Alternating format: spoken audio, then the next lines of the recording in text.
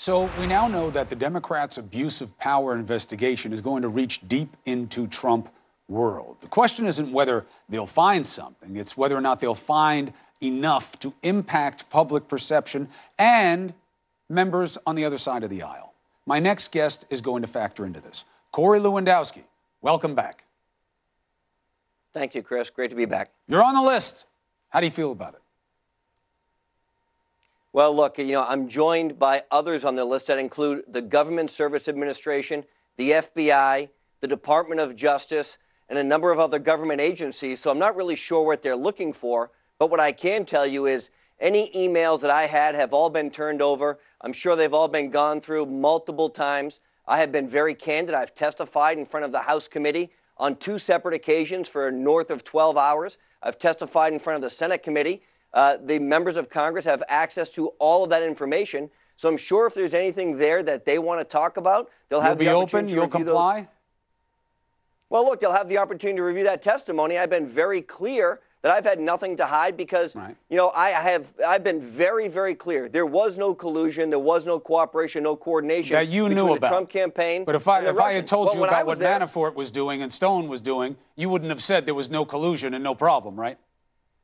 Look, I think, I can't justify what Paul or, what Roger has been accused of doing. And look, I have nothing to do with that. But when I was there, I can tell you, I was never contacted by a government official who the Obama administration was in charge of the ballot and security integrity during the 2016 election. I never got a phone call that said the Russians are trying to hack into the campaign and we're doing something about it. No, but the FBI came to you guys and told you exactly that in July. The FBI told you guys exactly that. Chris, I was gone in July, to I know, be fair, but I'm saying but the FBI, it's still part of the record. But Chris, the FBI never came to me and said Paul Manafort is someone who we have an interest in. I understand that. Or there are potential bad actors. And if they were so concerned about that, they should have come to us and said, we have some concerns. You should be aware of this. That never, not to me, they never did. But don't say they didn't come to us. They did go to the campaign. You just weren't there anymore. The reason I'm asking whether or not you're going to comply is because you haven't answered everything that people wanted to talk to you about. In the beginning, you were pushing back and saying that you didn't want to talk about things and presidential immunity and all this stuff. He's got to assert the immunity, not you.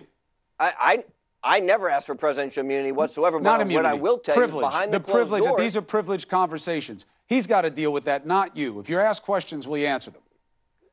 Chris, I sat there for 12 hours, and before I left, after the last 4 hours, I said, I will sit here for another 4 hours to answer every single one of your questions to the House Intelligence Committee. I said, before we leave today, I want to be very clear. I will sit and answer every one of your questions. And I went around the room, and nobody had any more questions. After 12 hours of questioning, well, because you had said there were areas you wouldn't talk about. That's all I'm saying. I said I will talk about anything that happened when I was at the campaign. Of course I will. And I've been very open about that, and I'll do it all the time. That's what my expertise is. That's what my firsthand information is about, is any information that transpired while I was at the campaign. All right, look, I think as long as you play it straight, you're going to be fine, and we'll see where it goes, and we will police it because there's no reason for overreach on any level. Let me ask you about a couple of quick other things. If they vote against the president's national declaration of an emergency, what does that mean?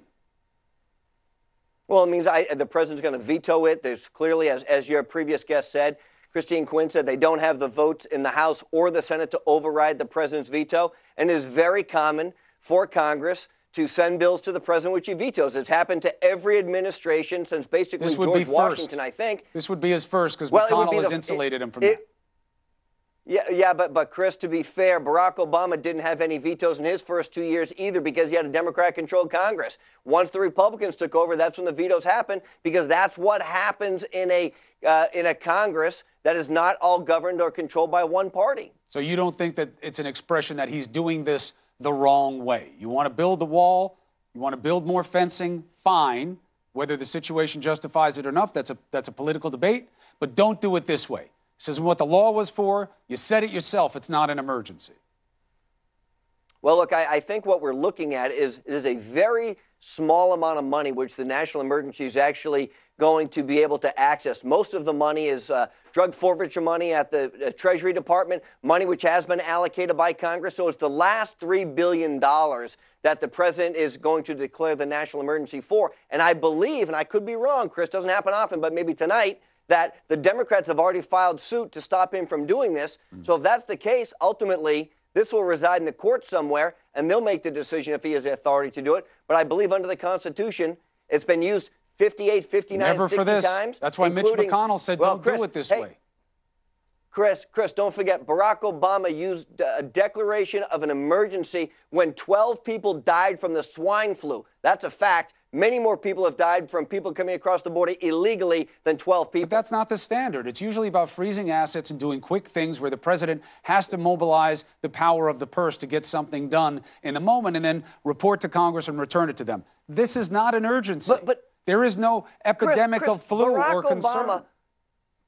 Barack Obama determined that 12 people dying from swine flu was enough to declare a national emergency. This president has determined that the thousands of people have been killed. Moment. This president said, I don't have to do this right now. Thousands of people are dying. Chris, thousands of people are not dying because there is no wall. Absolutely. Correlation is not causation. Just because these people have come across illegally and they've done wrong things doesn't mean that you're a wall away from fixing it. And I got a news flash for you. There is going to come a time where there will be a reckoning about what the reality is on the border and why it is that way and why it is not. And we are going to see that those people are not asking for a wall to fix what their biggest problems are. Let me ask you about one other thing while I have you. The big story in the New Yorker, to me, is not news. Great reporting, great reporting, but not news. This TV outlet, state TV, as I call them, Fox, in prime time, they say the president does. I've never seen anything like it. That's why I say Sean Hannity, never seen power like that in the media. The president does what he says. Are you worried about that? Well, Chris, let's go back and point out the facts. Look, Bill Bradley during the Kennedy administration of the Washington Post was the go-to source. Ben Rhodes' brother, who's the Deputy National Security Advisor under the Obama administration, his brother is the president of CBS News. So let's not point out the fact that my brother is the governor of New York. Those are all individual cases. Chris, it's not a systemic effort of an entire network to do nothing but parrot the president's positions and ignore anything that's bad for him and attack other journalists who report differently. Chris, are we saying that CBS News didn't get special access to Barack Obama because the Deputy National Security Advisor's brother was the president? Of course they did. No, not like with Fox. The Washington Post. Not like with Fox. He gives them all the interviews. He gives just a handful to anybody else. Look, it's true. This president has been more accessible to the media than any president in modern history. He won't even come on CNN. That's absolutely true. He only goes where he gets a pat on the back. And that's fine for a politician to seek safe, warm waters. That's what they do. Fine. But for an entire organization to reward that is something different. We've never seen anything of this. I don't think it's an entire organization. Look, Shepard Smith is very critical of this president. Neil Cavuto is very critical of this president. Judge Napolitano has been very critical of the president on numerous occasions. So it's not an entire network. You are picking individuals to make a case against the general from a management perspective. I know Shep. I respect his work. Brett Baer. There's a whole host of people that people don't even know that well that I know at Fox. I used to work at Fox. She's a tough I know they're interviewer. good people there. Correct. But in primetime TV, and from a management perspective, they are pawns for this president, and you know it. And you guys went crazy when one of our contributors gave questions and topic areas, whatever you want to call it, before a town hall where there is no opponent to Hillary Clinton. You went nuts, and I agree. Now you find out Fox gave debate questions to Donald Trump. Silence.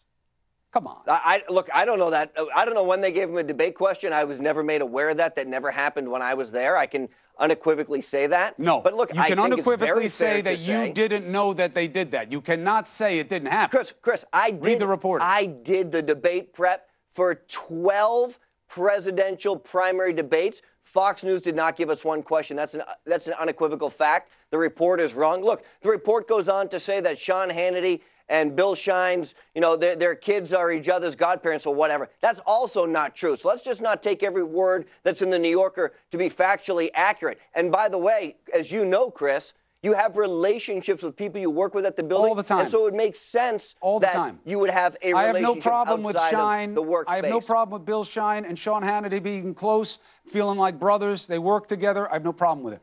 I'm talking about from a management perspective.